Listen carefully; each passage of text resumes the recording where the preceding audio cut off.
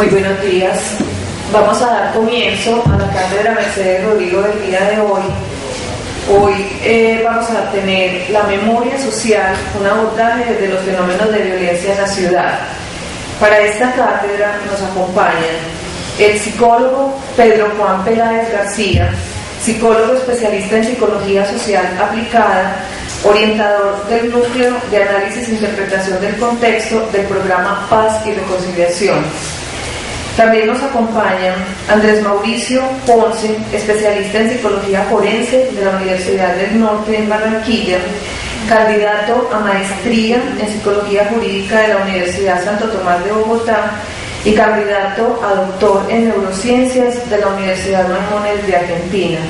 Igualmente miembro del núcleo de análisis e interpretación del contexto del programa Paz y Reconciliación.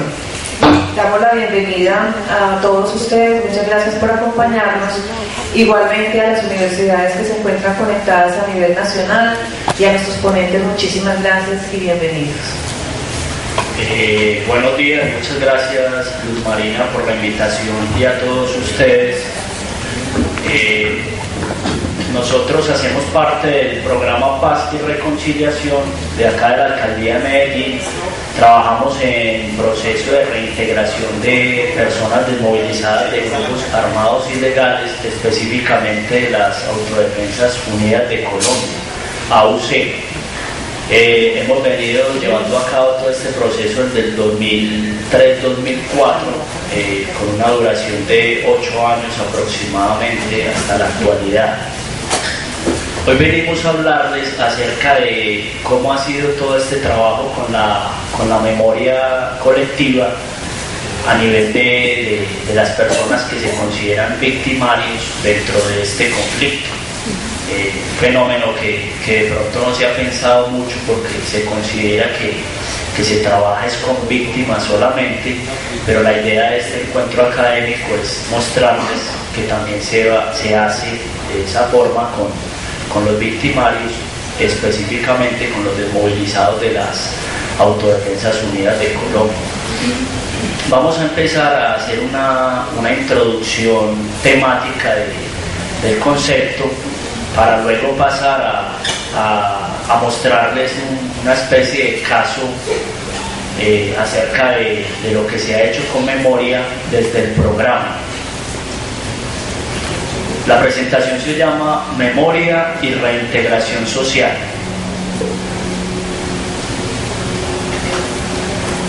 En la introducción teórica, básicamente empezamos con esta frase y es: la historia no es todo el pasado, pero tampoco es todo lo que queda de él. Así lo decía un sociólogo, Maurice Hallward, y es lo que vamos a sustentar en la introducción.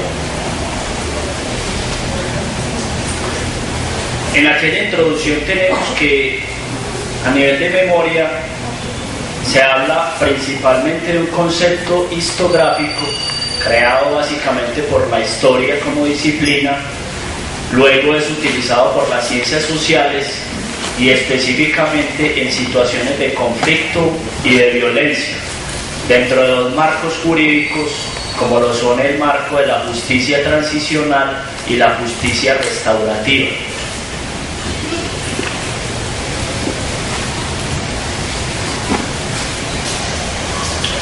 Habría que empezar a diferenciar historia de memoria.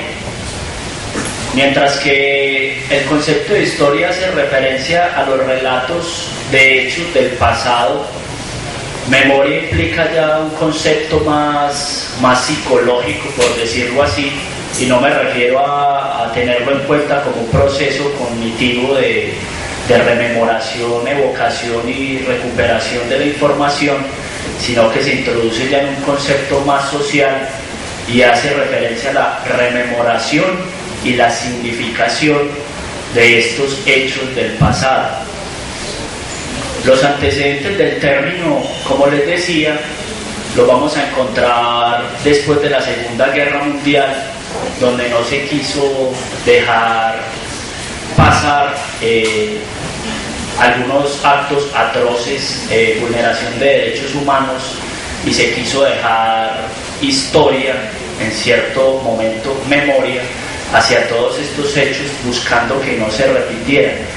Todavía no estaba muy avanzado el concepto de memoria, como se los decía, el término historia y memoria tendrían a confundirse un poco desde los orígenes. Entonces prácticamente en estos inicios podemos ver que se habló fue más bien de hacer historia, para no volverla a repetir. En la Revolución Francesa también tenemos que este concepto de memoria de la historia se hizo notar, buscando no repetir mucha vulneración de derechos. Tenemos autores de la historia como los que se presentan acá: Jacques Le Gall, Jean-Pierre Rius, disculpen la pronunciación, pero estamos hablando acá en español. Pierre Nora, una de las autoras más significativas, y Maurice Halbach, como lo veíamos al principio, historiadores que empezaron a trabajar el concepto de memoria, pero desde la historia. Afortunadamente vienen las ciencias sociales a utilizar el término de memoria, como lo veíamos al principio, como un concepto de resignificación y conmemoración.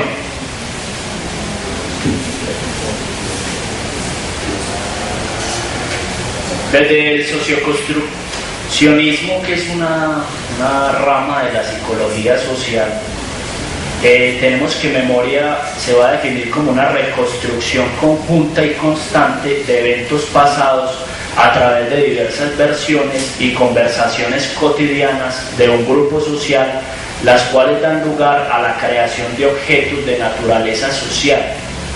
Ahí nos queda pendiente dos conceptos, y es la relación que se establece entre todas esas experiencias subjetivas y la construcción de nuevas realidades sociales.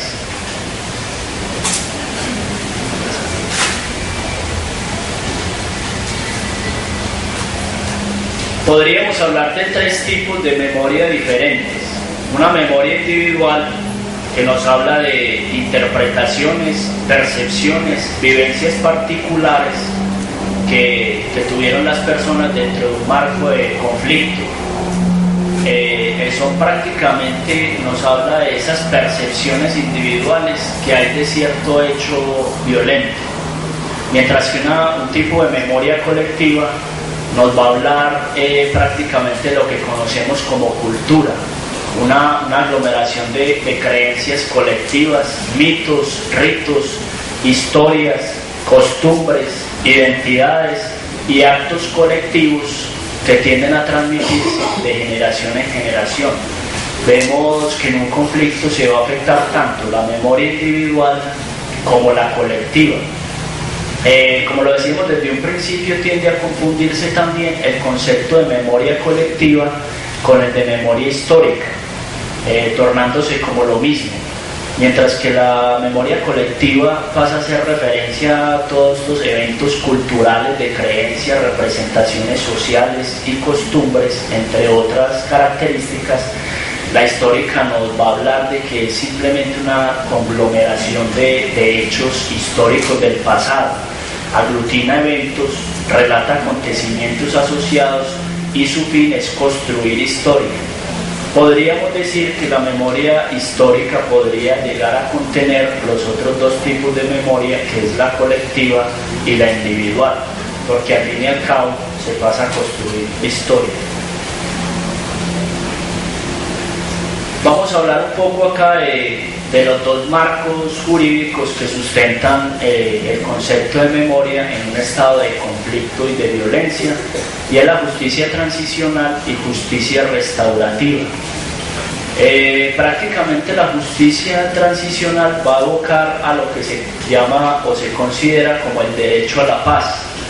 Muchas personas en un marco de movilización se preguntan cómo es posible que a personas tan violentas que hicieron tanto daño no se les conceda una pena, ¿cierto? Un castigo de privación de la libertad y se dejen por ahí en la calle como si nada hubiera pasado, ¿cierto? ahí se empieza a hablar incluso de impunidad. Pero cuando se genera un marco de justicia transicional, entonces también se genera una pregunta, y es: ¿qué grado de impunidad está la sociedad dispuesta a aceptar para poder llegar a un estado de paz? Es importante considerarlo, porque desde ahí es que se va a explicar por qué a las personas desmovilizadas de grupos armados ilegales que hicieron tanto daño, vulneraron tantos derechos humanos, no se les concede prácticamente una pena privativa de la libertad, sino que, como se dice entre comillas, se quedan por fuera como si nada hubiera pasado, pero lo dejamos en pregunta. ¿Listo? La justicia transicional hace referencia simplemente a una transición de un estado de conflicto, de guerra, de vulneración de derechos, de gobiernos autoritarios, que también ha sucedido en algunos países, a un estado de paz, a un estado de democracia, a un estado de tranquilidad y de convivencia. Es desde el marco de justicia transicional que se empieza a considerar esto, las características de verdad, justicia, reparación, y hay un cuarto principio muy importante, que es el de garantías de no repetición. Prácticamente estos conceptos van a estar integrados en todo marco de justicia transicional. ¿Qué consideraríamos como verdad? Prácticamente, como lo dice la palabra, es que se aclare y se considere de forma sincera realmente cómo fueron los hechos y por qué se dieron. El término de justicia no aplica un poco más. Como les decía ahorita, la gente cree que estas personas quedan en la calle a través del indulto o amnistía, pero realmente no es así por el principio de justicia. En el principio de justicia se considera que las personas que vulneraron derechos tienen que pagar. Es una forma de retribuirle el dolor a las víctimas. Por ejemplo, en el caso de la ley 975, la ley de justicia y paz 975 del 2005, se considera, 975 del 2005, se considera que los desmovilizados deberán pagar una pena entre 5 y 8 años de prisión. ¿Listo? Es decir, en un marco de justicia transicional, gracias al Estatuto de Roma, que se dio aproximadamente en 1998 y empieza a operar después del 2000, se considera de que prácticamente las personas tienen que pagar algo, retribuir en pena los daños que le hicieron a las víctimas. Eso está entonces dentro del marco de justicia transicional, y como les decía, el concepto de memoria, pegado del concepto de verdad, estaría implicado en un marco de justicia transicional. Después viene también el principio de justicia restaurativa. La justicia restaurativa está dentro de un marco de justicia transicional y nos habla de buscar restaurar el daño causado por un acto violento, reconocer el daño violento e impedir que se repita. Esto se relaciona al concepto de reparación. Recuerden que estamos hablando de los 4 principios, que son verdad, justicia, reparación y garantía de no repetición.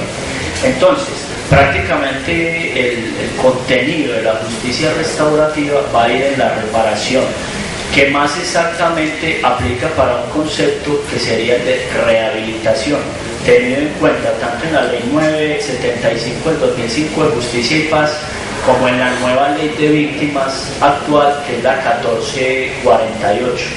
Se habla de rehabilitación de las víctimas, pero estaría este concepto dentro de aquel que habla de reparación a las víctimas.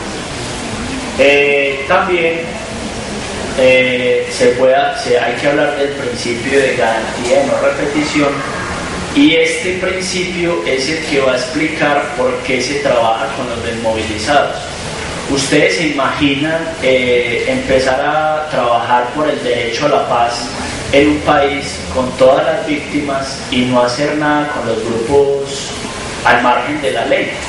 ¿Qué pasaría empezar a trabajar solo con las víctimas y dejar que los grupos criminales o grupos armados ilegales, como se les llame, sigan operando? Eso implicaría que usted trabajara con las víctimas, pero entonces que los victimarios pudieran seguir vulnerando los derechos de las víctimas. Eso se convertiría en un círculo demasiado vicioso que no traería nada productivo. Entonces se considera que para abogar por el derecho a la paz, precisamente es necesario trabajar con ambos, tanto con las víctimas, pero con los victimarios. ¿Será que una persona que está en un grupo armado, grupo en el cual ya hay cierto poder, ¿cierto?, que prácticamente le hace frente a la fuerza de un gobierno, simplemente se le podría decir desmovilícese y vayan a la cárcel? ¿Qué es lo mejor? ¿Será que se la cree? Pues en todos estos procesos no se ha podido hacer así. Y como les decía al principio con la pregunta, ¿qué grado de impunidad está dispuesta una sociedad a aceptar por su derecho a la paz? ¿Cierto? Porque todas estas personas realmente vulneraron muchos derechos, eso no se puede negar, pero entonces ¿hasta qué grado la sociedad está dispuesta a perdonar ciertas acciones para lograr un estado de paz? ¿Listo? El principio de garantía de no repetición es prácticamente una exigencia que se le hace al grupo. Se le dice al grupo, le vamos a dar cierta amnistía, cierto indulto, es decir, le vamos a perdonar todas sus atrocidades, entre comillas, porque sabemos que desde el derecho internacional no se perdona todo. Hay ciertos delitos, como los de lesa humanidad y los crímenes de guerra, contemplados en el Estatuto de Roma, que no entran a negociarse en un marco de justicia transicional, como cuáles, como el genocidio, la tortura, el homicidio selectivo, ¿cierto?, sistemático y generalizado. Todos estos crímenes no se pueden perdonar en un marco de justicia transicional y no se ha hecho a nivel mundial. Lo que tenemos entonces es, en este principio de garantía de no repetición, una vez se hace el proceso de paz con los grupos armados ilegales, se les dice, bueno, estas son las condiciones, estamos dispuestos a perdonar hasta este grado, pero ustedes tienen que asumir un compromiso fundamental. ¿Y cuál es ese compromiso fundamental? No volver a reincidir. Es decir, ustedes le tienen que dar la garantía a las víctimas de que no van a volver a repetir actos atroces. Y eso explica por qué se introducen todos los desmovilizados a un proceso de reintegración, buscando que estas personas no vuelvan a repetir esas conductas. ¿Será que estas personas, diciéndoles que se desmovilicen y simplemente lleven una vida normal y que no vuelvan a reincidir, será que esto podría aplicar cuando hay tanto trauma en estas personas por la misma guerra? Cuando tenemos personas que desde los 12 años de edad están delinquiendo, fueron reclutados por grupos armados ilegales. ¿Será que a sus 30 años simplemente se desmovilizan y dejan de ser? Eso implica que tiene que haber un programa de reintegración e incluso de rehabilitación también para los victimarios.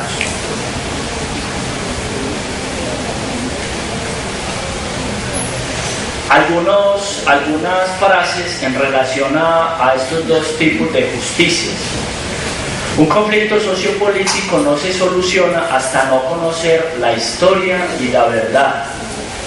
Sin verdad no puede haber justicia.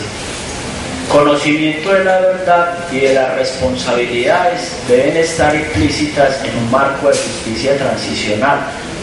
Hay que cambiar el legado de ver el terrorismo y el atentado contra la dignidad humana como forma de hacer. Hay necesidad de una rehabilitación moral y conmemoración. En un proceso de paz, la garantía de no repetición y conmemoración son necesarias. Un victimario debe reconocer su crimen, reparar el daño e impedir que se repita. hay que ayudar a volver al estado original a aquellos que se han visto perjudicados. Este es un principio muy importante porque en él se fundamenta la reparación.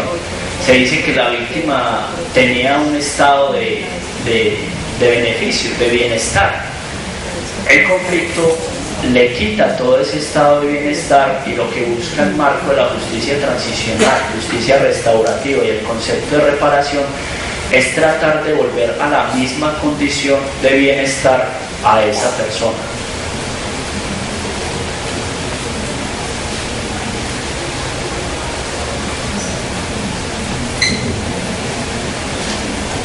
Buenos días. Bueno, entonces, después de esta panorámica general que nos hace Mauricio, vamos a mirar qué fue lo que hicimos desde el programa Paz y Reconciliación a través del acompañamiento psicosocial a los excombatientes que se hace en la ciudad de Medellín y en el Valle de Aburrá. Recuento también pues como algunas situaciones previas para que contextualicemos.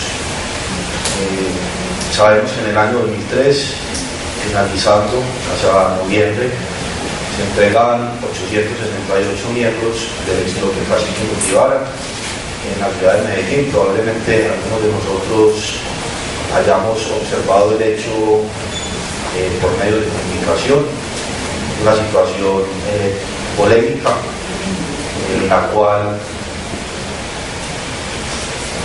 se antepuso el proceso de negociación a la entrega de armas y se inicia algo así como un experimento para la desmovilización de acerca de 32.000 miembros de las autodefensas unidas de Colombia a nivel nacional. Las cifras también son polémicas. Se dice que se duplicó el número de desmovilizados para las negociaciones con el Estado colombiano se entregaron. Sin embargo, también sabemos que un grupo armado no solamente se compone de quienes están cargando las armas, sino que tienen una capacidad logística instaurada para poder operar, ganar territorios, ganarse el reconocimiento de la población, y sabemos entonces también que las autodefensas emergieron en un contexto de conflicto armado, con grupos armados al margen de la ley de izquierda, de las guerrillas. Eso como para saber un panorama general de qué es lo que viene sucediendo en Colombia en relación al DDR, al proceso de desarme, desmovilización y reintegración durante los últimos 8 o 9 años. Inicialmente, tras la desmovilización del ex bloque Cacique Cultivara, no se tenía contemplada una estrategia psicosocial para la atención de los excombatientes. Lo que se hizo fue vincular a algunos de ellos a empresas privadas que abrieron ofertas laborales y a diferentes alcaldías, a diferentes secretarías de la alcaldía de Medellín. La estrategia se tuvo que replantear. Dos situaciones estaban ahí presentes. Una, mencionaba ahorita Mauricio, son personas que están acostumbradas a una forma de vida, a operar dentro del grupo armado, y eso implica una forma de relacionarse también a través del temor, de la fuerza, del reconocimiento de la autoridad solamente a quien genere más temor del que él puede infundir, o inclusive se gane el amor a través de la generación de ese temor. Eso por parte de los desmovilizados. En cuanto a las personas que trabajaban en las secretarías y en las empresas privadas, hubo una situación de temor generalizado por el hecho de ellos haber pertenecido a un grupo armado, situación pues que hasta hoy vemos presente hemos también presenciado como participantes del proceso, a pesar de recibir una atención psicosocial después de 6 años, llegan a una empresa, dicen que son desmovilizados y lo primero que hay que trabajar es cómo reciben las personas de la empresa a este desmovilizado que ya hizo proceso de reintegración, pero tienen como unos imaginarios o representa algunas situaciones para cualquier ciudadano. Entonces, con estas dos dificultades se tuvo que replantear la estrategia para la atención y diseñar una forma de atención psicosocial. Durante los 2 primeros años, la atención psicosocial se realizó a través de talleres en desarrollo humano. Estoy hablando entonces del 2005, 2006. Se dice que en la guerra una de las situaciones que se pierde, que se difumina, es la humanidad, la posibilidad de conocerse a sí mismo como ser humano y la posibilidad de reconocer a otros desde la dignidad humana. Entonces se establece una estrategia de formación en desarrollo humano que incluía principios de autocuidado, comunicación asertiva. Sin embargo, posterior a esos 2 años, los profesionales del programa reconsideran que es necesario hacer actividades complementarias a esa formación en desarrollo humano a través de los talleres, y aparece el concepto de memoria colectiva como una forma también estratégica, consideraban necesaria, porque en los relatos de los desmovilizados permanentemente aparecía la referencia al conflicto armado. ¿Qué nos encontramos inicialmente entonces en esos relatos al conflicto armado?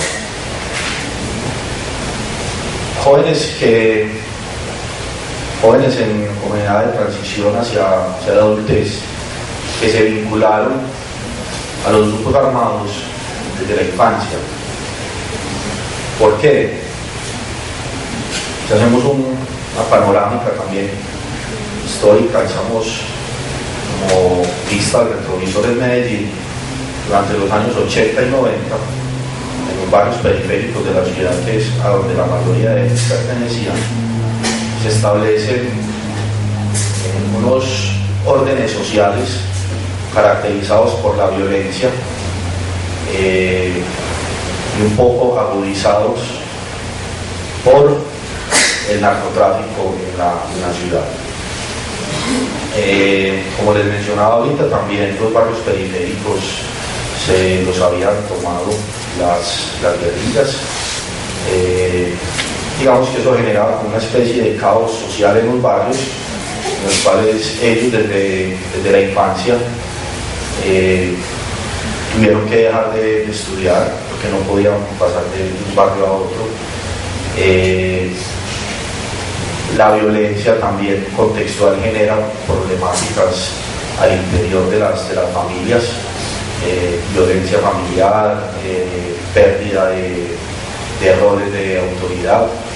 Entonces, más o menos la idea con esto también es que dejan de funcionar unas instituciones que son fundamentales para el desarrollo normal de una persona, la escuela, la familia, y por lo tanto entonces la institución laboral, y ellos se vinculan a una especie de institución no estatal, que es el grupo armado.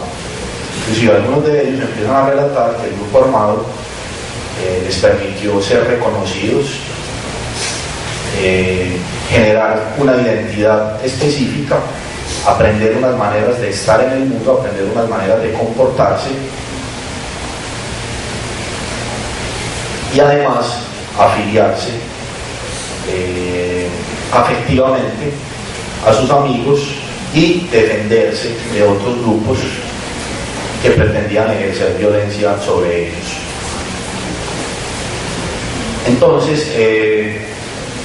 se plantea entonces desde el plan de acción del acompañamiento psicosocial del programa Paz y Reconciliación la necesidad de trabajar la memoria colectiva.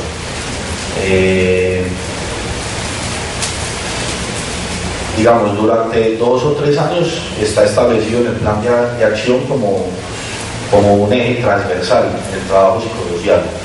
De 2 años hacia acá no se trabaja como eje transversal, pero sí se tienen destinados que durante el año se hagan ejercicios de memoria histórica.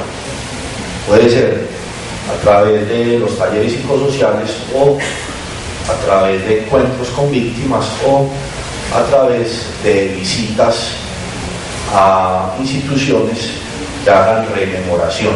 Por ejemplo, en un caso de ellos ha sido el Museo de Antioquia, quienes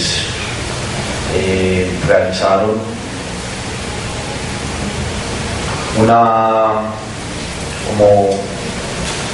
presentación artística nombrada La Guerra que no hemos visto, y con ellos se fue a visitar esta presentación y se diseñó también una estrategia de trabajo. Ahorita pasamos pues como a profundizar en eso. Bien, entonces, ¿qué se busca? ¿Para qué la memoria en paz y reconciliación? Primero hay que tener en cuenta que es un trabajo con victimarios, y eso lo señalo porque muchos de ellos en sus historias de vida relatan haber sido victimizados previamente, haber vivido hechos en los cuales reconocían que se les había hecho un daño, habían sufrido un daño, pero se construyó también con ellos que la forma en la cual habían reaccionado ya no los situaba únicamente como víctimas. Es decir, cuando ellos deciden vincularse al grupo armado, ya hay algo que los hace subjetivamente diferentes de victimizarse, que es que están reaccionando al hecho violento de la misma forma, con violencia. Esto lo conocemos pues tradicionalmente como venganza. Pero ese punto que marca como una diferencia casi que imperceptible, es necesario abordarla. ¿Por qué? Porque si no, entonces ellos no se van a responsabilizar de los hechos ocurridos en el contexto de violencia, sino que van a esperar que lo restablezcan. Entonces, el primer aprendizaje que queremos resaltar es ese: no tratarlos como víctimas porque fueron víctimas. Sí, esencialmente sí, pues es verdad, fueron víctimas, pero respondieron a ese hecho victimizante. Se ha trabajado también con las comunidades, las familias y los implicados, que serían grupos de víctimas. ¿Por qué?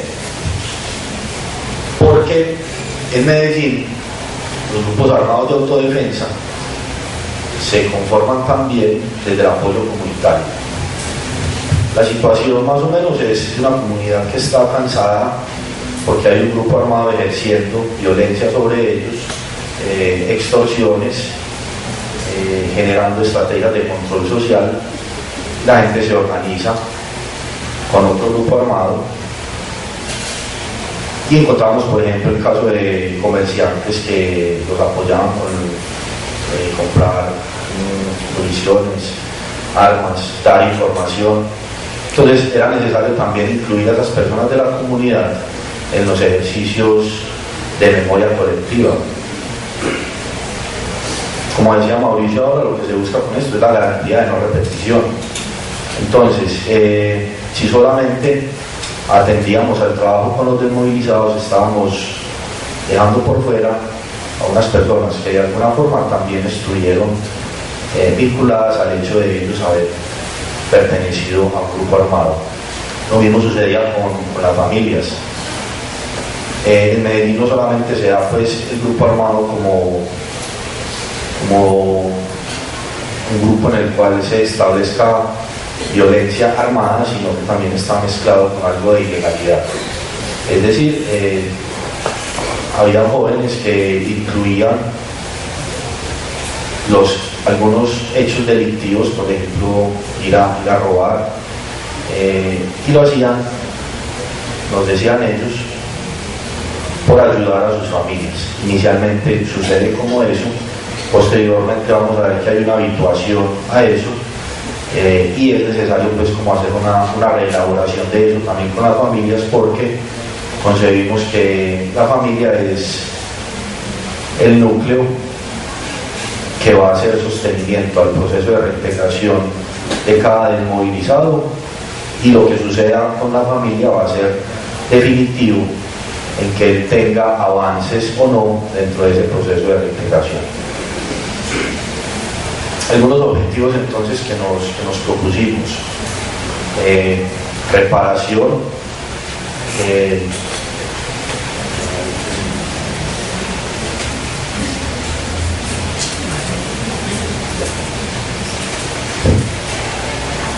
reparar. En ese sentido no hemos tenido muchos alcances.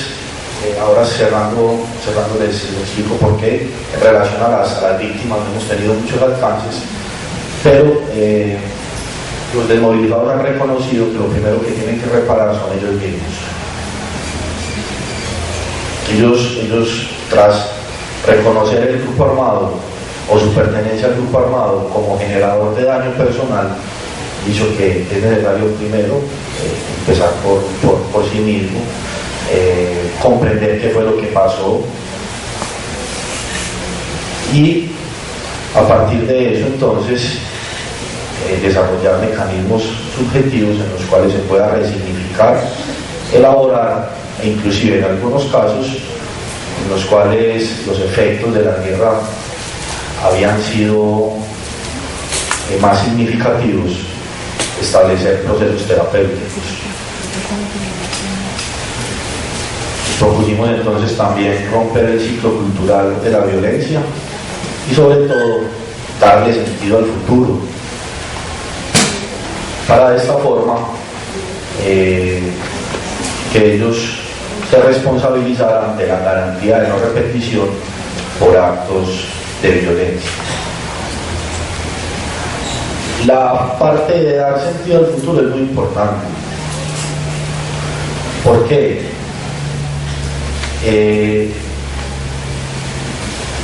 Cuando se rememora, hay unos dolores implícitos, hay unos pensamientos que incluye replantear lo que se estableció, pero también se les hacía mucho énfasis en que una vez reconocido eso, ¿qué iba a pasar? Sí, es decir, ese acontecimiento del pasado, cómo se estaba viviendo en el momento en el cual se estaba rememorando, pero qué acciones y qué estrategias iban a incluir ellos dentro de su vida cotidiana para no hacer que la situación se repitiera, o digamos por las emociones generadas en el momento ellos pudieran contemplar el hecho de volverse al grupo armado, ¿sí? O abandonar el proceso de reintegración, porque lo que estaba sucediendo en el momento de alguna forma no era satisfactorio.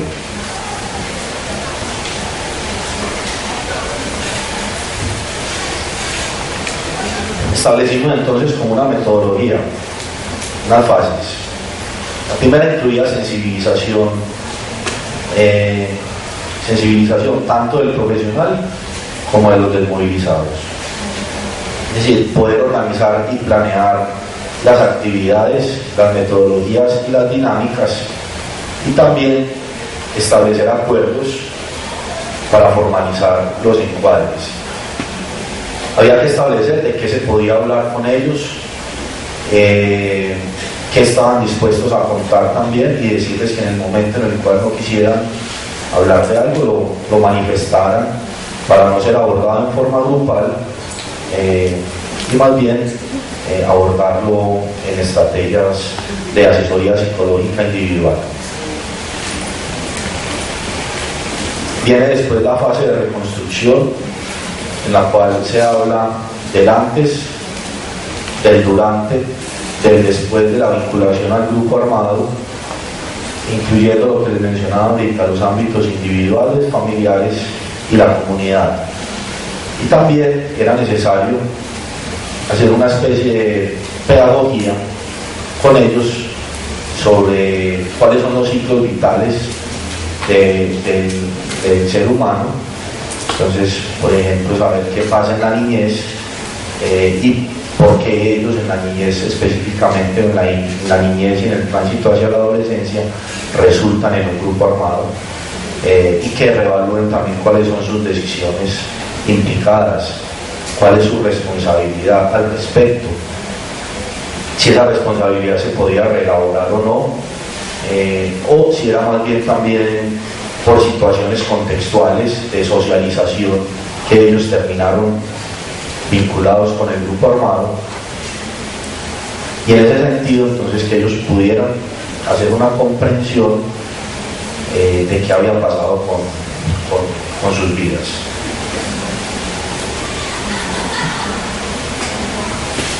Cuidados que el profesional debe establecer en los ejercicios de memoria colectiva.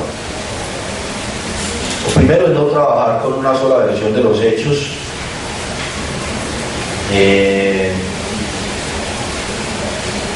Creo que todos tenemos una apropiación diferente de los acontecimientos. Probablemente la forma en la cual vivimos algo no es la misma forma en la cual la vive hasta nuestro compañero más cercano.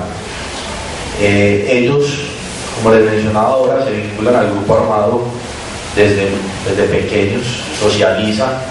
Entonces hay varias versiones sobre los acontecimientos. Unas de ellas tratan de quitar responsabilidad, pero cuando se pone a conversar eso con otras versiones, se puede llegar a aceptar que sí tuvieron algo de responsabilidad en lo que realizaron, al vincularse y al actuar como miembros del grupo armado.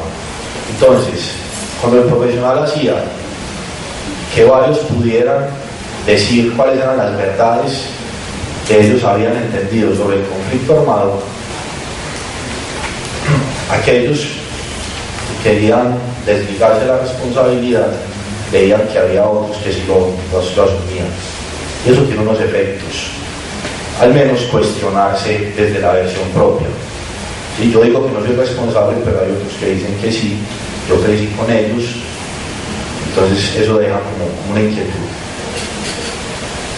Segundo, esta era también importante, es no realizar juicios de valor.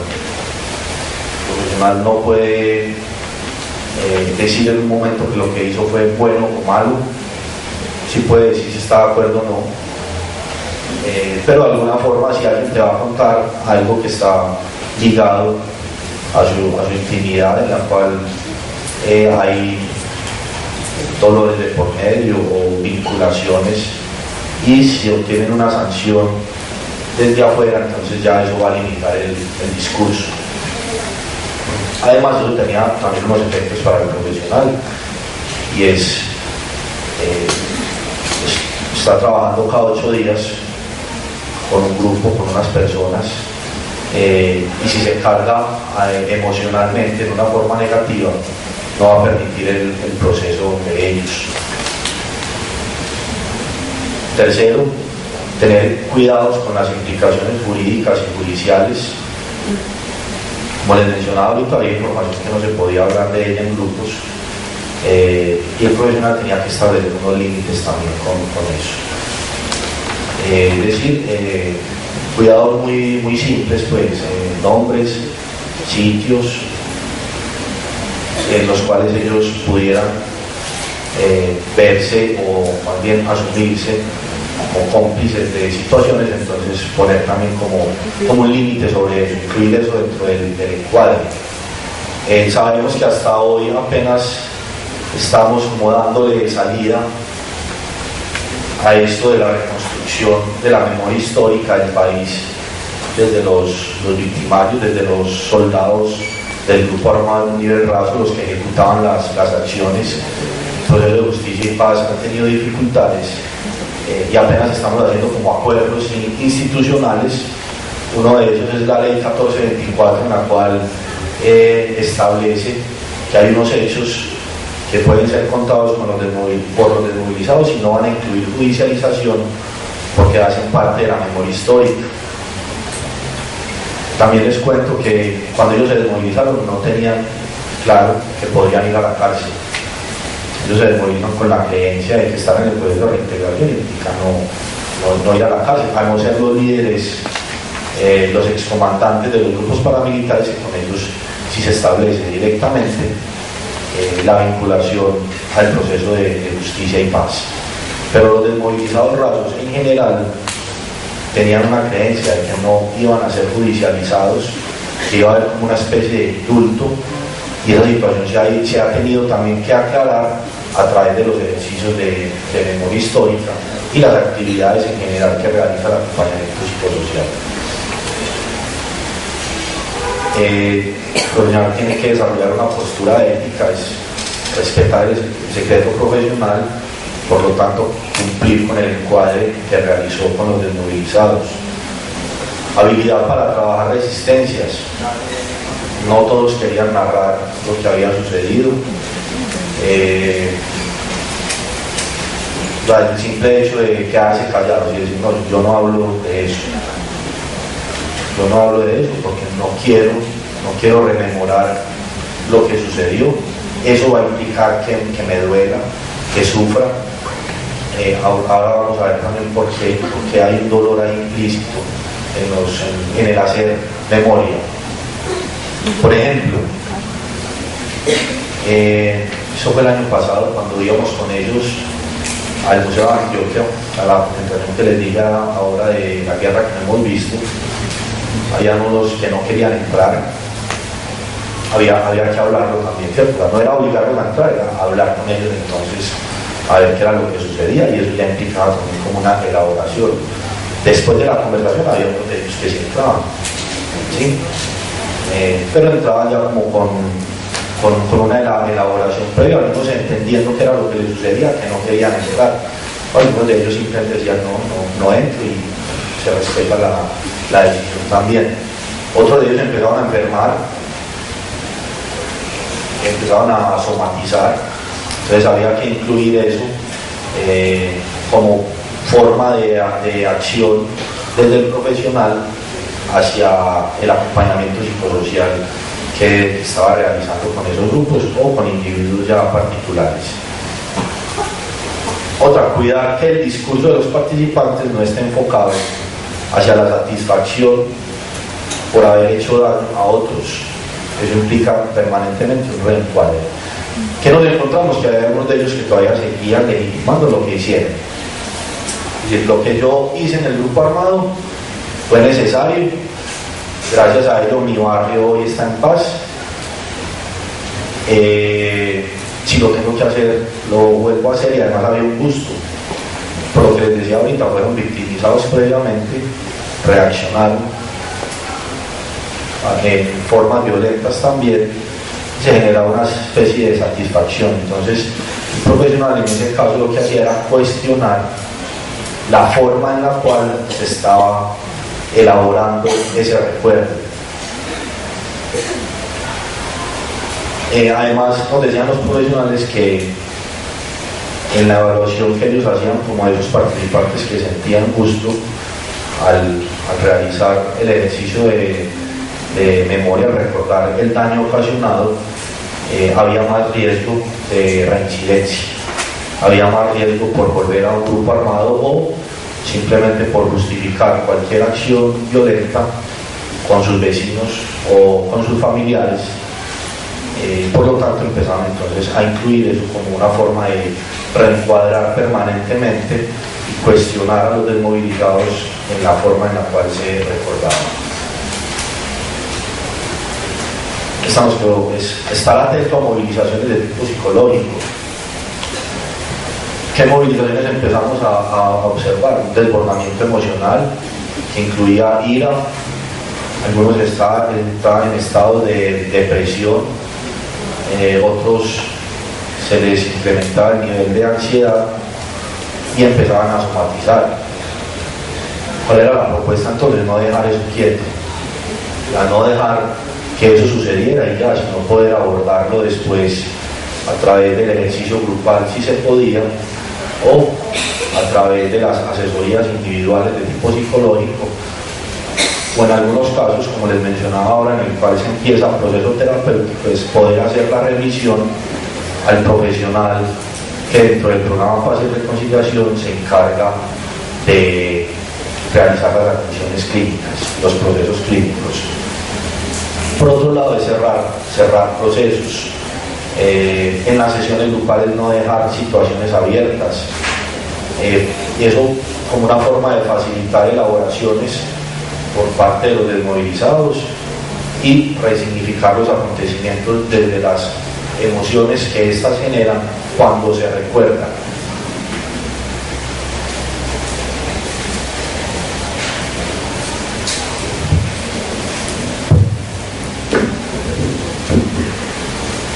Bueno, dentro de los hallazgos que se han encontrado en estos ejercicios de memoria, lo hemos dividido a nivel de ámbitos, en el ámbito familiar, individual y comunitario. En el ámbito familiar hemos encontrado preocupaciones y pensamientos relativos a su desescolarización. Como lo decía en algún momento, estos jóvenes, muchos de ellos se dejaron ir vinculando en actividades criminales, fenómeno que está sucediendo hoy en día también, y es que se van saliendo de su proceso de escolarización para ser parte de estos grupos. Cuando una vez se encuentran ya en estos procesos de reintegración, se empiezan a preguntar qué fue por qué me salí de estudiar, ¿cierto? Se encuentra a nivel bueno, me faltaba algo con esto de desescolarización, y es que encontramos que hay unos padres permisivos, es decir, jóvenes que de sus 10, 12 años se salían de estudiar y las familias no les decían nada. Se salió de estudiar, bueno, esa es su decisión, y esto facilitó que los grupos armados los pudieran inducir más fácil. Esto está relacionado con la falta de límites y normas también en los hogares, preferencias hacia algunos de sus hermanos, humillaciones por parte de los padres, abandono de los padres, presenciar peleas familiares frecuentes, ser víctima de pautas de crianza violentas, no haber elaborado ciertos asuntos de infancia. Les pongo un ejemplo. Cierta persona desmovilizada, cuando tenía 5 años, le tocó presenciar cómo sacaban a su padre de una cantina. El papá estaba con el niño en el parque, se fue con el niño, lo tomó de la mano, pero en eso había un amigo del padre dentro de la cantina, dejó al niño afuera y dijo: espérenme acá un momentito que voy a saludar a este amigo. Y justo cuando entra, llegan unas personas armadas en una camioneta, entran a la cantina, asesinan 5 personas de forma muy violenta con fusiles, ¿cierto? Al niño le toca presenciar todo ese acto, no se atreve a entrar a la cantina. Después, haciendo un proceso de memoria con él, este hombre se encuentra muy afectado porque siente que él no ayudó a su padre por no haber entrado a la cantina. Dice: es que yo lo pude haber ayudado, ¿cierto? Igual uno empieza a trabajar con él y dice: pero tenías 5 años, ¿cierto? ¿Qué hubieras podido hacer con todas estas personas armadas que ni siquiera una persona adulta o armada hubiera podido hacer? Para no ser suficiente, cuando están en el funeral, el niño está llorando a su padre y entra también otro grupo porque les había quedado faltando otra persona. Le dice a toda la familia que se tire al piso, agarran el ataúd de su padre con disparos y después preguntan por el nombre de un tío suyo que estaba ahí, y lógicamente nadie quería decir que estaba ahí. pero entonces le dicen, si nadie dice quién es este tipo, entonces empezamos a dispararle a todos. No queda más que el tío se levante, ya soy yo, y también se lo asesinen en pleno funeral delante de todos sus padres, ¿cierto? Este hombre hasta ahí es un niño, era un niño normal. Después le desplazan a toda su familia, se viene para Medellín y encuentra como alternativa vincularse a un grupo armado y empezar ya todo otro tipo de proceso. Asuntos como estos son los que nos encontramos en todos estos ejercicios de memoria. Separación de padres, riesgo y amenazas contra los familiares, como les decía, el asesinato de padres y familiares, cargo de conciencia también por haber maltratado a sus padres, frustración por falta de infancia, ya sea comida, juguetes, estudio, un modelamiento parental, como decir, padres que vendían estupefacientes, padres que hacían parte de grupos armados ilegales o hacían parte de la violencia. Y hay un fenómeno acá que nos ha sorprendido mucho, porque uno cree que la familia siempre se establece como un factor protector, y es que hay familias que presionan al joven para que se vincule al grupo armado ilegal como estrategia de sustento económico. Entonces, si a usted lo presiona a la familia para que se integre a un grupo de estos, pues ahí sí estamos muy mal, porque usted ya, ¿qué se va a hacer con usted? ¿Qué tipo de elaboraciones después de un proceso encuentra uno en estas personas?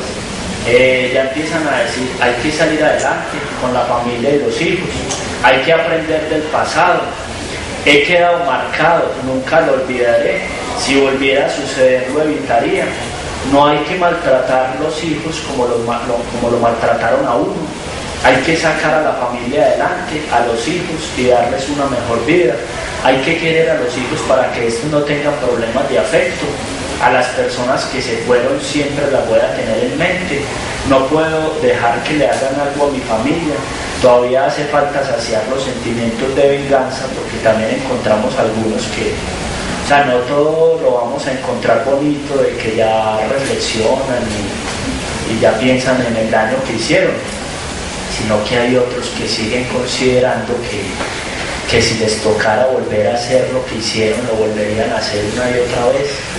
No han saciado ese deseo de venganza. En otros casos nos encontramos con otro tipo de enfermedades, como personalidades antisociales y sádicas que necesitan otro tipo de procesos. Dice la forma de reparar. Esto es una frase que aparece mucho en ellos. Dice, yo no tengo dinero para repararle a las víctimas lo que hicimos, pero mi forma de repararles es garantizarles que en mí no va a haber una conducta criminal más, ¿cierto? Es decir, ya dicen, yo ya soy un ciudadano de bien, y mi forma de reparar a la comunidad y a las víctimas es esa, demostrándoles que no voy a volver a empuñar un arma. También, por ejemplo, yo no quiero que mi hijo repita lo que yo vi. En el ámbito comunitario, ¿en qué nos encontramos en los ejercicios? Victimización por grupos armados ilegales. Nos encontramos con un fenómeno acá en Medellín, y es que los barrios de Medellín siempre han tratado de ser ocupados por grupos armados ilegales.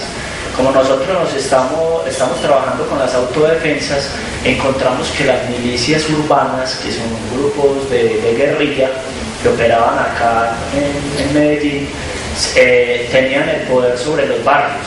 Como lo decía el compañero Pedro, lo que hacen estos jóvenes, que también son jóvenes que prácticamente sufrían represión a manos de estos grupos criminales de milicias, empezaron a armarse, a formar grupos entre ellos, la comunidad también empieza a apoyarlos, y prácticamente ahí hablamos de que había una victimización por parte de milicias hacia estos jóvenes que decidieron ser parte de las nuevas estructuras armadas llamadas Autodefensas Unidas de Colombia.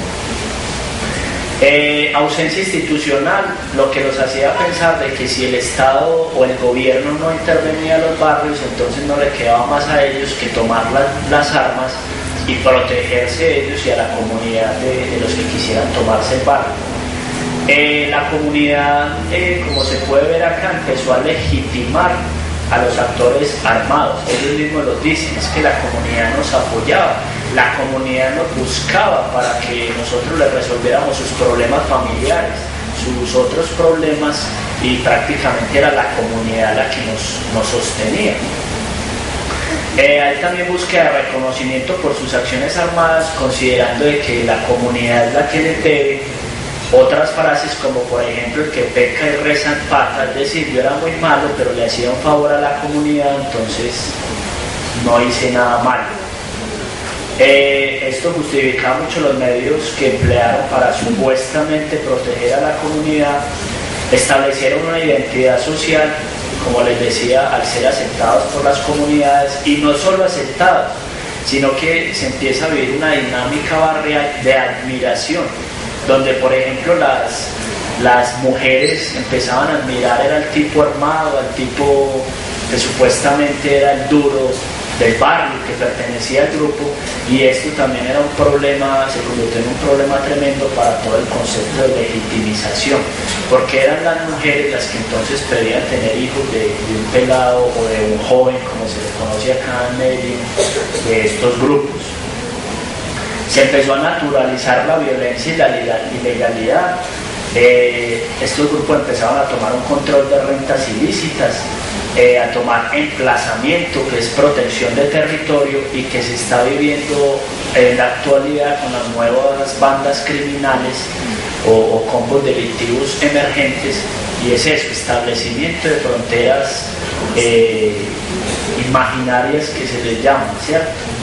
Porque también se les ha llamado fronteras invisibles, pero no estamos muy de acuerdo con el término porque realmente no son tan invisibles.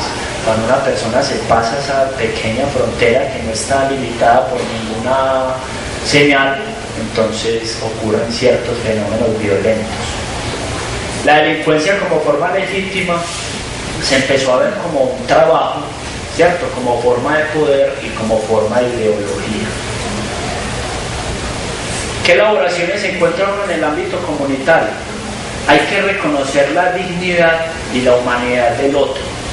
Generación de altruismo, solidaridad y acciones prosociales, reconocimiento de autoridades institucionales, percepción de la equidad social, restaurar espacios comunitarios dañados por el conflicto, percepción de la disminución de violencia y conflictividad armada, búsqueda de apoyo institucional para la resolución de conflictos, prevención del reclutamiento de otras personas por parte de grupos armados ilegales, proyección social de su historia de vida y participación comunitaria. Quería aprovechar para decirles que no es que sea un trabajo tan fácil. Les pongo un ejemplo. Después de usted haber generado un proceso de conciencia con algunos desmovilizados, y que los desmovilizados quieran empezar a hacer reparaciones simbólicas en pro de su comunidad, como arreglar los parques, hacer actividades comunitarias, es muy chistoso porque usted se toma todo el proceso de hacer conciencia en algunos desmovilizados.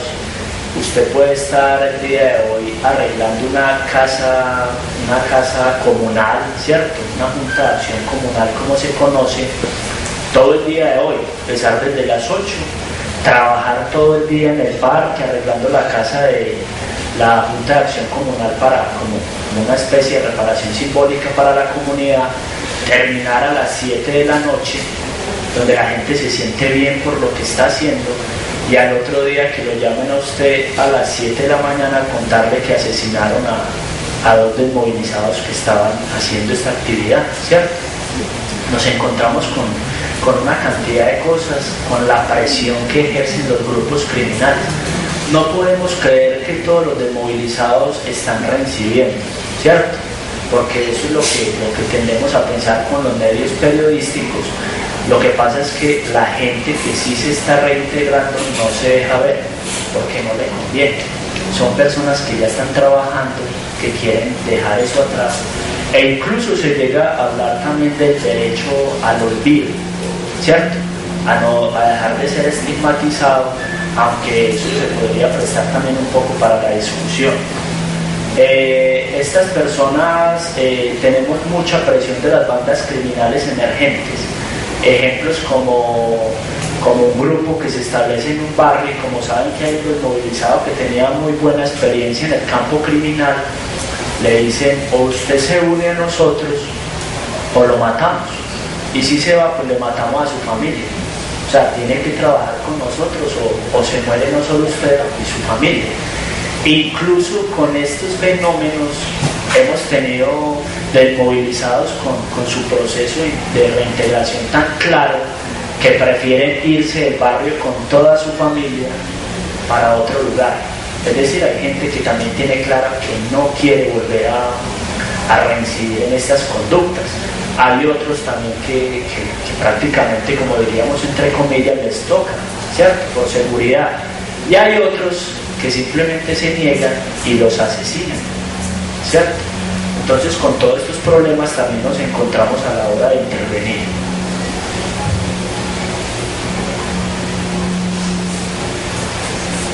En el ámbito individual, entonces, ¿qué nos encontramos?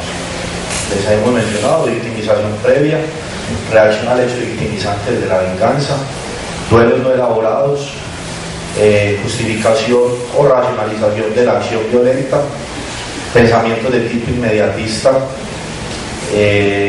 bloqueo emocional, naturalización de la violencia, desconfianza en la relación con otros, reconocimiento de reacciones impulsivas, establecimiento de proyectos de vida desde acciones ilegales, recuerdos de aspectos disfuncionales de la historia de vida, consumo de sustancias psicoactivas asociado al intento de aceptar esas emociones de tipo negativo generadas por el conflicto armado, y una sensación de temor, desconfianza e inseguridad generalizadas.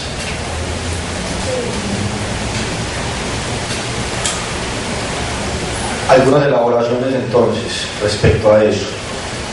Primero, reconocer que era necesario el cambio de parte de ellos. O sea, si seguían actuando como se acostumbraban a actuar desde el grupo armado, no iban a hacer proceso de reintegración. Eso incluye que acepten también la intervención, que legitimen que el profesional los puede apoyar, que el profesional puede direccionar también algunas situaciones de difícil manejo para ellos, una motivación hacia las acciones legales, buscar trabajo, no resolver conflictos en la comunidad, sino buscar la institución encargada, reconstrucción entonces de su proyecto de vida, reconocimiento del daño ocasionado a otros. Decíamos ahora, fueron victimizados previamente, reaccionaron como victimarios, y una situación que expone Mauricio es que desde el proceso de reintegración vuelven a ser victimizados. ¿Cómo? A partir de la búsqueda que hacen los grupos armados ilegales emergentes para que él trabaje para ellos. Entonces era como en ese tránsito entre victimización, reaccionar como victimario y volver a ser victimizados, había un reconocimiento que ante todo la guerra genera sufrimiento en otros también. Se puede desarrollar empatía con ellos, lo que les estoy mencionando, ponerse en el lugar del otro, hacer algo así como un saneamiento emocional, entender qué fue lo que implicó para ellos esa vinculación al grupo armado, hablar sobre las emociones, hacer catarsis,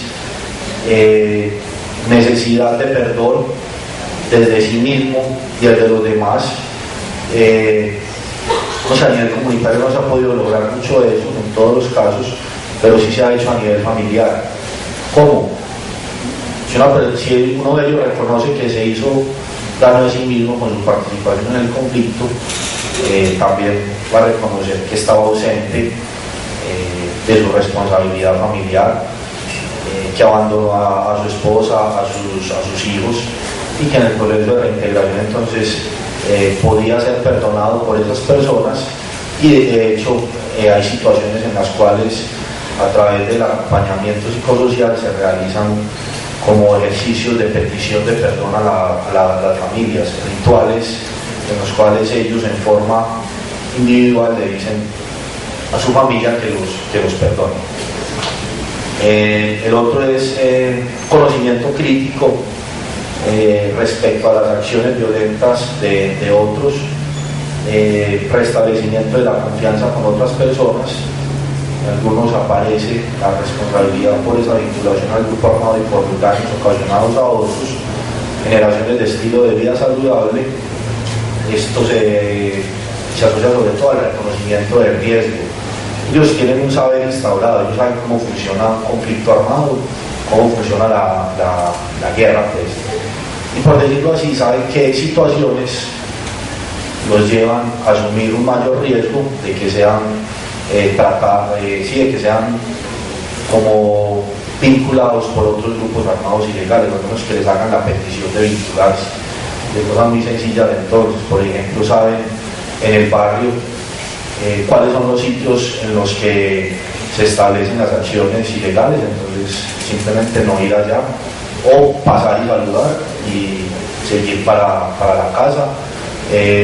Algunos de ellos empiezan a reconocer que hay situaciones de consumo de sustancias psicoactivas que los llevan a acompañar eso de acciones ilegales, entonces hay disminución en el consumo de sustancias psicoactivas y en general es lo que les digo, tienen un saber instaurado, reconocer ese saber para protegerse de los posibles riesgos que hay en su proceso de reintegración social.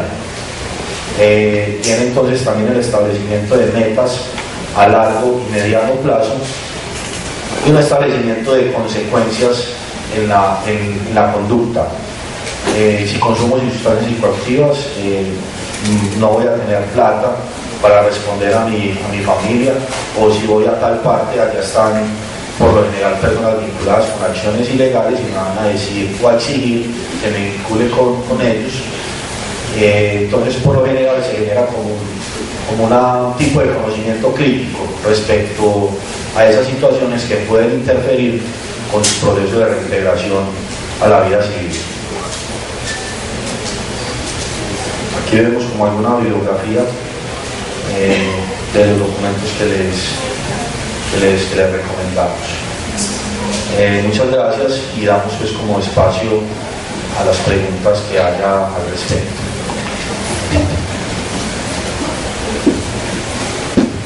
Bueno, agradecemos a nuestros ponentes, los psicólogos Pedro Juan Peláez, Andrés Mauricio Ponce. Los invitamos entonces a ustedes para las preguntas, igual a las universidades que se encuentran conectadas.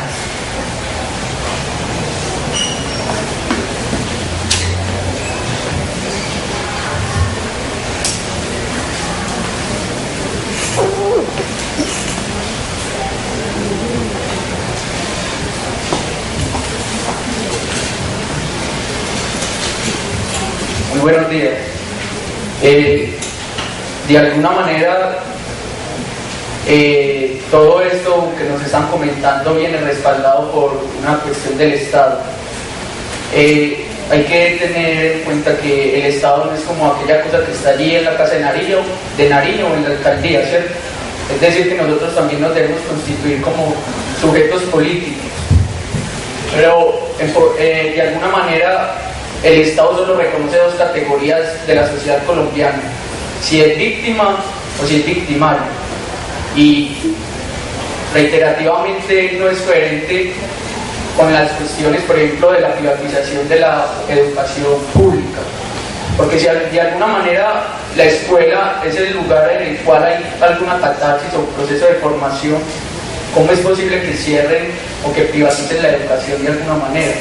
No es tanto como una pregunta, sino como una propuesta, una invitación a reflexionar sobre esos puntos de vista, que no es que el Estado sea uno y sea el culpable de todo, porque todos hacemos parte de él, sino que en algunas ocasiones no es coherente. En ese caso se ha hablado también de un tipo de violencia estructural que no tendría nada, bueno, no puedo decir que no tiene nada que ver con el conflicto armado, pero la podemos ver un poco aislada, y es que prácticamente muchas personas ya son víctimas antes de entrar a un conflicto, cuando no pueden, por ejemplo, ingresar al sistema de salud, ¿cierto?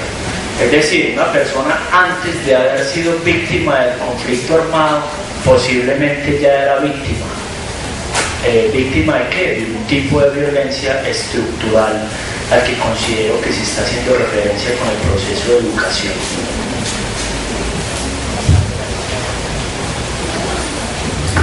Hola, buenos días. Respecto a lo que ustedes dijeron, que el desmovilizado empieza a trabajar, se empieza a resocializar y al otro día los llaman a ustedes y les dicen lo mataron. ¿Ustedes en qué forma ayudan a la familia de esa persona como a elaborar el duelo?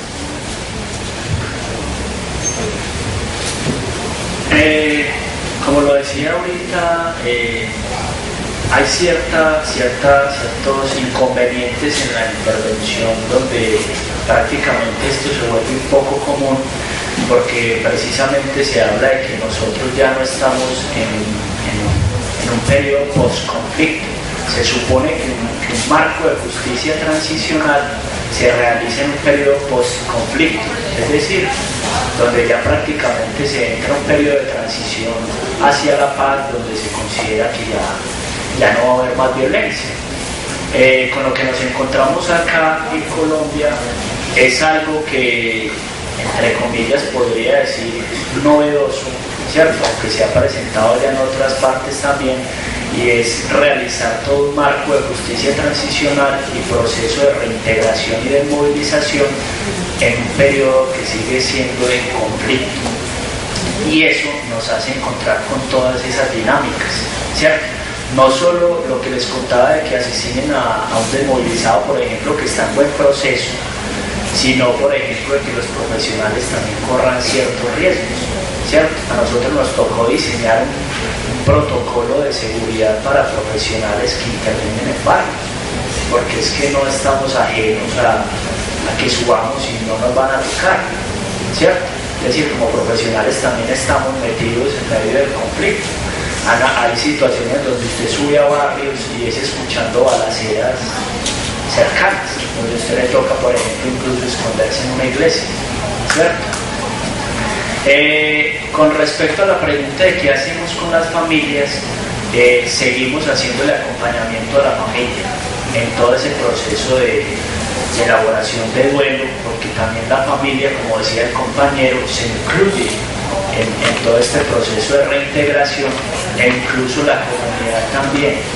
A veces a la comunidad también de duelo, que la comunidad, después de llevar un proceso, ¿cierto?, de justicia restaurativa, de perdonar al otro, de vincularlo a su comunidad, y después ver que también suceden ciertos fenómenos, también se le genera trauma a la comunidad, ¿cierto?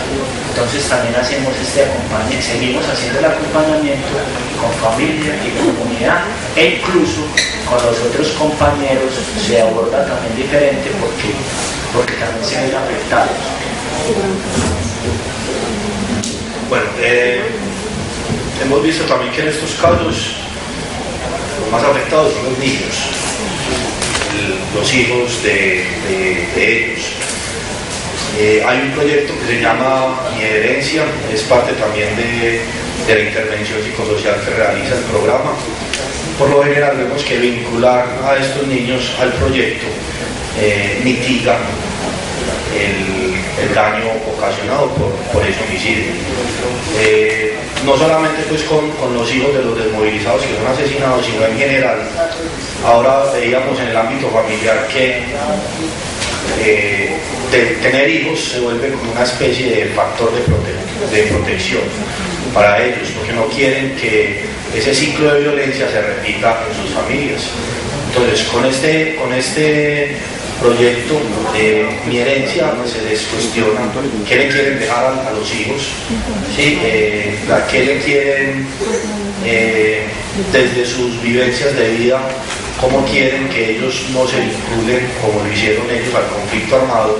Además, ellos empiezan a observar que los hijos repiten ciertas conductas que ellos establecieron en su infancia. Como decía entonces Mauricio ahora, no solamente se hace el proceso de reintegración con el participante, sino que la familia está vinculada permanentemente a las actividades que realizamos. Buenos días, la pregunta es si se ha realizado algún estudio de reincidencia y qué se hace con esos casos.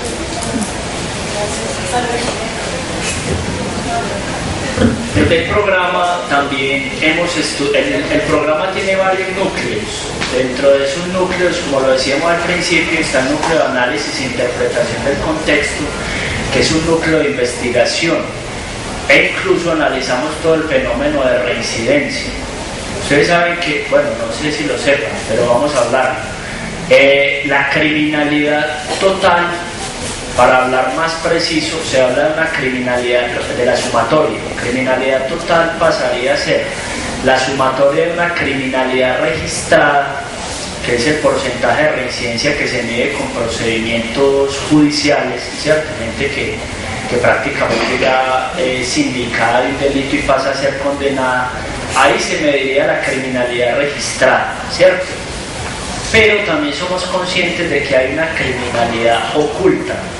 Esta criminalidad oculta no se mide a través de procesos de judicialización penal, sino a través de denuncias contra los derechos humanos, que prácticamente pasa a ser parte de las denuncias que hace la Procuraduría, la Personería, la misma comunidad y de los mismos fenómenos de los cuales nos enteramos nosotros.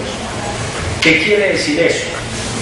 A nivel mundial se habla de una posibilidad de reincidencia en todas las 39 movilizaciones que han habido en el mundo de un 20%, estaría oscilando más o menos entre 15 y 20% de reincidencia a nivel mundial. La reincidencia criminal registrada que tenemos en Colombia está más o menos en un 13%, es decir, ni siquiera hemos llegado al índice de criminalidad a nivel mundial. Pero hay que hacer énfasis en que Antioquia, como en Antioquia es el mayor número de movilizados de Colombia, existe un nivel de reincidencia criminal registrada aproximadamente de un 17%. Es decir, que en esta ciudad sube más el porcentaje de reincidencia criminal que en todo el país. Pero entonces no nos hemos pasado del margen de reincidencia criminal a nivel mundial. También no solo nos preocupamos por todo este fenómeno de reincidencia y no lo estudiamos, sino que generamos estrategias para evitar ese fenómeno de reincidencia criminal. Entonces continuamente estamos haciendo estudios con los profesionales y con los desmovilizados como para saber qué hacer ante este fenómeno de reincidencia criminal y prácticamente ha hecho parte de un enfoque de intervención diferencial. Lo estamos haciendo buscando prevenir un mayor índice de reincidencia criminal. Hace poco hicimos una investigación sobre qué métodos utilizaban los profesionales para evitar este fenómeno y nos encontramos con el término de persuasión. No significa este término sugestión, ¿cierto? Lavado de cerebro, sino a la aplicación de una serie de instrumentos y de estrategias para evitar que el otro se deje persuadir precisamente por los grupos criminales.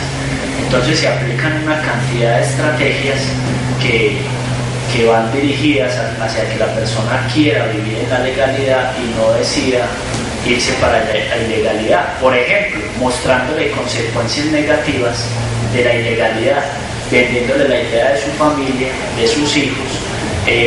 Estas personas desean tener una motocicleta, por ejemplo, ¿cierto? Les vendemos la idea de que usted no necesita robar y ganar mucho dinero, que usted simplemente podría entrar a un trabajo normal, ganarse un mínimo, sacar 100.000 pesos mensuales y tener una motocicleta nueva, ¿cierto? Estas personas piensan que para tener su casa tienen que hacer varias, como se dice entre comillas, varias vueltas, donde ganen varios millones de pesos para dejarle la casa a su familia, ¿cierto? Vean esa frase, dejarle. O sea, hay una filosofía implícita de que yo dejo bien a mi familia y no me importa que me maten. Pero entonces empezamos a vender la idea de que es posible que tenga una casa nueva, ¿cierto? Y encima de eso que no hay necesidad de que lo asesinen, de que puede disfrutar de esa vivienda con su familia. Y le mostramos cómo. Entonces le hablamos de la posibilidad del subsidio familiar, ¿cierto? De cómo buscarlo, de cómo acceder a una caja de compensación familiar con un simple salario mínimo, ¿cierto? Y que aún vendiéndole la idea de que si se capacita un poco más puede acceder a un salario más alto, e incluso les enseñamos a buscar trabajo. Eso nos ha llevado a algo que nos hace sentir muy orgullosos, y es que no necesitamos buscar un trabajo desmovilizado. Ya el desmovilizado encuentra las estrategias para buscar su trabajo, y cuando menos pensamos llega a nosotros y nos dice: estoy trabajando en tal parte con todas las prestaciones sociales, ¿cierto? Entonces es eso. También pensamos todo ese fenómeno de la reincidencia criminal, tratando de que no se aumente dicha cifra. Yo complemento algo de eso. Pues mira, un participante que reincide ya no es atendido por el programa. ¿Por qué? Porque faltó a su compromiso de no repetición. Entonces ya de él se tienen que encargar las autoridades judiciales. Lo que hacemos al interior del programa es establecer niveles de riesgo para sobre eso plantear estrategias diferenciales con esos desmovilizados. Mi pregunta es la siguiente: normalmente dentro de las organizaciones existen jerarquías en el trabajo que ustedes realizaron. ¿Cómo se diferenció el trabajo con los actores intelectuales y los actores como tal? ¿O no hubo ninguna diferencia entre el trabajo con todos por igual? No, en ese sentido no hay como un establecimiento de... Entonces, lo que pasa es que tu pregunta me parece compleja. A ver, si la entiendo, es cuando estaba narrando lo que sucedió al interior del proceso psicosocial, o me estás hablando de un proceso de justicia y paz. Ok, no, en el proceso de justicia y paz sí es claro, ahí se diferencian el tipo de acciones que ellos realizan como grupo armado, y además el nivel de incidencia que hay sobre esas acciones. Haciendo como un muestreo general de justicia y paz, sobre todo se vincularon los líderes, ¿sí? Que eran los autores intelectuales. Buenos días. Ahorita sí, aunque el programa de reintegración de la Alta Consejería de la Presidencia, que es encargada de todo este proceso de justicia transicional, lo contempla en algunas etapas con un enfoque diferencial. Dicha intervención diferencial con mandos medios no ha sido muy evidente, y de hecho las críticas que se reciben desde la comunidad civil es precisamente que eso generó un alto grado de reincidencia en los mandos medios. Es decir, muchos mandos medios, al no ofrecerles un proceso diferencial, se fueron a conformar nuevos grupos criminales. Es una falla que puede haber en los procesos, pero no solo a nivel de Colombia, sino en el mundo, y es que no se ha encontrado con una forma adecuada de hacer con los mandos medios, porque estaban como en otra categoría ahí dentro de los grupos armados. Bueno, ahorita ustedes hacían énfasis en una parte de lo que dijeron sobre la importancia de la escolarización, y decían pues que los jóvenes o los niños salían de la escuela para poder vincularse a este tipo de grupos armados. Pero bueno, también tenemos testimonio de que muchas veces son en los barrios. La pregunta es, este programa o el conocimiento que ustedes tienen ha sido llevado a las escuelas, esa sensibilización incluso de los profesores, porque muchos jóvenes que están en las drogas pues no se les hace un trabajo, no se les hace un seguimiento, sino que se hace expulsarlos de las escuelas, y claro, pues no queda otra opción, vinculados ya a las drogas, conociendo los líbaros, conociendo pues el barrio, se vinculan a estos grupos porque pues es fácil, ya no tienen escuela, ya no los van a recibir en la escuela, se desmotivan. Entonces, si ustedes, porque el programa de ustedes tiene algún tipo de proceso, o si está vinculado con alguna otra entidad que haga esto, como esa prevención en las escuelas y en los barrios en que saben que hay este factor de riesgo. Mira, al interior del programa existe, precisamente con esa inquietud se generó un proyecto que se llama Promoción de Relaciones No Violentas.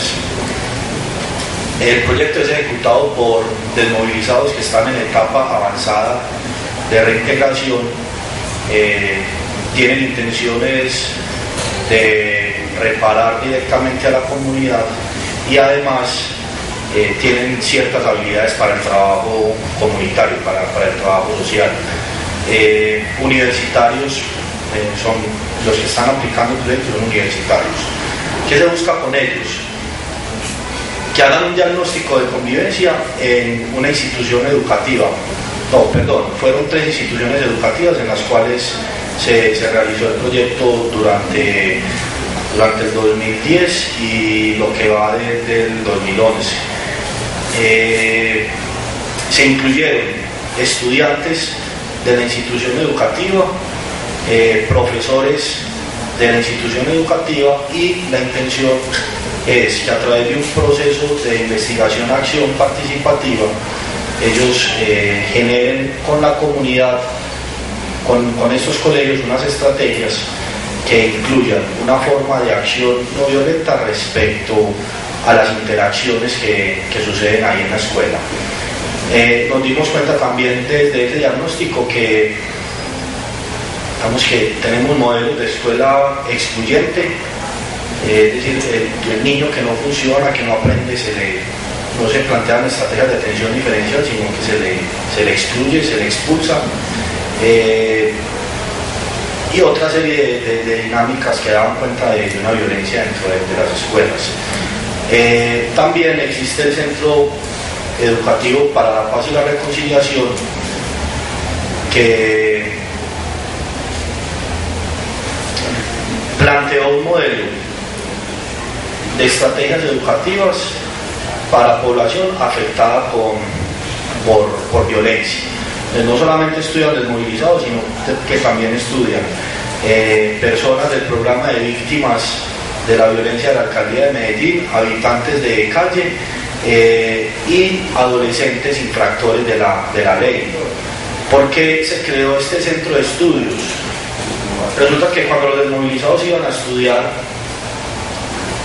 sucedía más o menos lo que les planteé al principio, a la gente le daba miedo, los profesores entonces no se atrevían a evaluarlos porque si digo que pierde, entonces ¿cómo va a reaccionar? Entonces eso hizo que se creara como una atención especializada con un modelo específico, y en el cual se incluyeron otro tipo de poblaciones.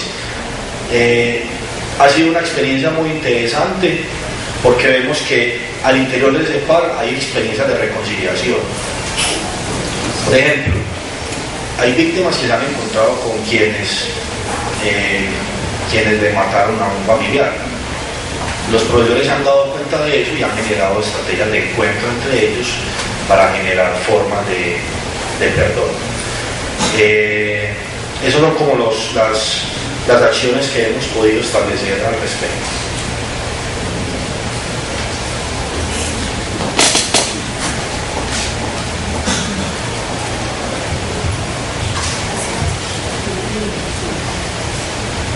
Buenos días. Pues mi inquietud va más como, no sé, en el momento que se decide integrar a estas personas nuevamente como a la vida laboral, ¿hay algún modelo que determina que, entre comillas, una persona está apto para ser parte de una empresa? O sea, no sé si de pronto se tiene una escala donde se dice esa persona está en un nivel en donde pueda ser parte nuevamente de la sociedad, digámoslo, desde una empresa, y hay quienes no logran llegar a eso porque de pronto todavía tienen secuelas muy marcadas del proceso que han vivido de violencia. Bueno, sí, mira, cuando planteamos el acompañamiento psicosocial en el 2004, algunos de los desmovilizados por sí mismos empezaron a generar estrategias de ingresos dentro de la legalidad, empezaron a conseguir empleos, ¿sí?, autogestionados. Y empezamos a ver que era necesario generar una estrategia de atención específica, porque no era solamente conseguir el empleo, era mantenerlo, ¿cierto?, generar estabilidad de ellos en esos sitios laborales. Entonces se hizo un proyecto de acompañamiento laboral. ¿Qué se busca con ellos? Fortalecer las competencias que les permiten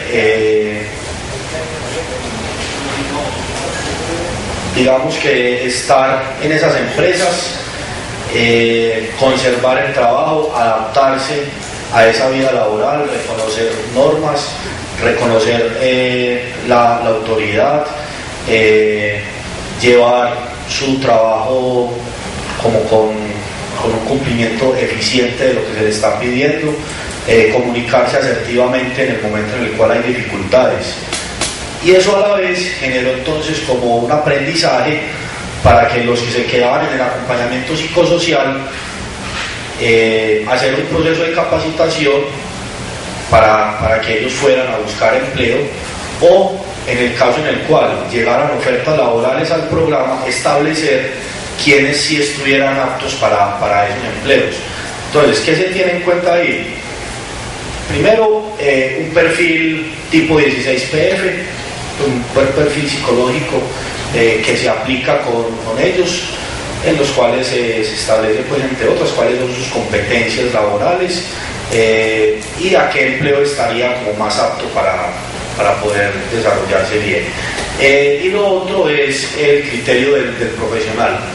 El profesional es el que lo ha acompañado, sabe cuál es la evolución que ha tenido, por ejemplo, en el cumplimiento de las normas, y eso le sabe, pues, a través del proceso, a la hora que llegue al taller, si cumple con las citas, bueno, cosas como establecidas en ese orden, si hay un reconocimiento de la autoridad,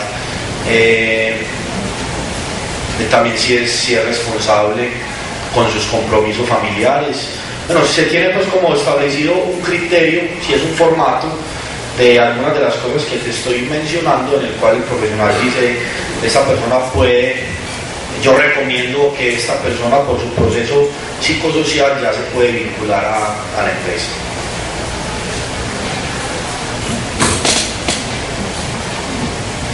Nuestros compañeros conectados a nivel nacional desean hacer alguna pregunta.